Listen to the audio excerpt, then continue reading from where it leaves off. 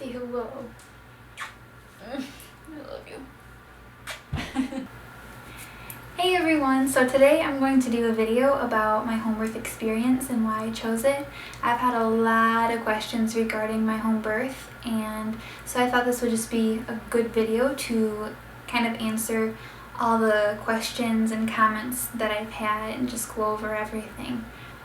The comfort of home while having a baby. I cannot even tell you how nice it was to, as soon as I had the baby, to be able to just go straight to my own bed. I got to use my own bathroom. I got to use my own, eating after labor. I was eating my own food with my own dishes, just things like that. It was just so convenient. It was so nice to have those things there. And then my midwives are awesome, and they cleaned up everything so it didn't even look like I had a baby in there. Stop saying everything was put back in order, and not only that, my midwives also stayed a little bit longer and kind of tidied up the house a little bit. They did some laundry, things like that. So that was super, super nice. My second reason for having a home birth was the control aspect.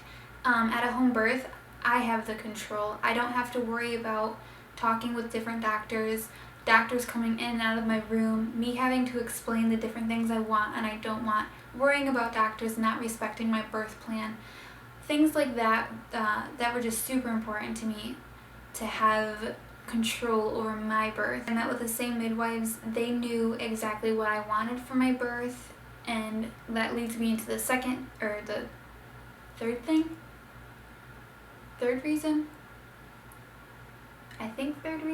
I don't know. Leads me into the third reason of why I chose a home birth. I was seen at a regular hospital up until about 14 weeks, and then that's when I transferred to a home birth midwife and started talking with her. I was told at the regular hospital that I wouldn't be seen by the same midwife every time, and that was really important to me, was to build a bond with the doctor or midwife that would be delivering my baby. And I was also told, even if on the off chance, which was really unlikely, that you do get the same midwife at every appointment, it doesn't mean that that midwife or that doctor is going to be delivering your baby. It solely depended on who was on call at the hospital when I go into labor. And that was a huge turnoff for me. I'm a really shy person. Not pretty shy, I'm a really shy person. So that was, somebody who's going to be all up in my business. That was really important to me, to have somebody who knew me. And so that's another reason that I chose home birth. It is statistically proven that there are lower cesarean rates, lower complications during labor, less interventions when you have a home birth. And that was something that I truly wanted. I wanted my body to do the work, and I wanted it to be completely natural. And so looking at the statistics, the Business of Being Born, and also Ina May's Guide to Childbirth. The Business of Being Born, I believe, is on Netflix still. Ina May's Guide to Childbirth is a book that you can buy. I got mine at Barnes & Noble's. The statistics in there talking about the home birth, intervention rates, these sorts of things were stifling to me when I first started looking into them. And so that kind of helped me make my decision. Regardless of home birth or not though, Business of Being Born and Ina May's Guide to Childbirth are amazing. They're so incredible. They're great resources to have. And a little bit about my home birth experience, I have a pretty detailed description, I guess, of it on my personal Facebook page, but to give you the rundown, I went into labor when I was 39 weeks and 6 days pregnant. I did not think it was active labor at all. I thought for sure they were just Braxton Hicks contractions still, just kind of intense ones. They lasted for a while, so I called my midwife and I was like, just to be on the safe side, this is happening. It's been happening for, an hour now. I just wanted to call and tell you I'm going to try and go to sleep to see if I can sleep through these. And about 20 minutes later maybe, I told my husband Jacob, I was like, this is labor. I'm in labor. You need to call our midwife right now. So he called, and then the first midwife showed up, and she had enough time. She was getting everything, set up, and talking me through some contractions, and by the time she got there, my contractions had picked up in intensity.